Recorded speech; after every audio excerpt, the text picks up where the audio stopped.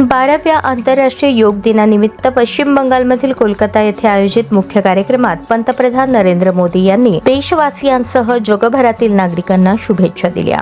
यावेळी बोलताना पंतप्रधान म्हणाले, योग सर्वांना जोडतो, सर्वांना एकत्र आणतो। आंतरराष्ट्रीय योग दिनाच्या निमित्ताने मी संपूर्ण मानवजातीला शुभेच्छा देतो।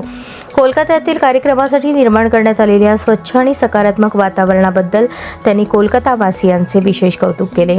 तसेच बंगालच्या भूमीत जन्मलेल्या रवींद्रनाथ टागोर यांच्या विचारांचा उल्लेख करताना माणसाची ओळख वेगळी राहण्यात नसून आपल्या सभोवतालच्या जगाशी जोडली जाण्यात आहे, हाच योगाचा मूलभूत संदेश आहे असे सांगितले। आंतरराष्ट्रीय योग दिन 2026 निमित्त आयोजित या कार्यक्रमात हजारो नागरिकांनी सहभाग घेत योगाचे महत्त्व अधोरेखित केले।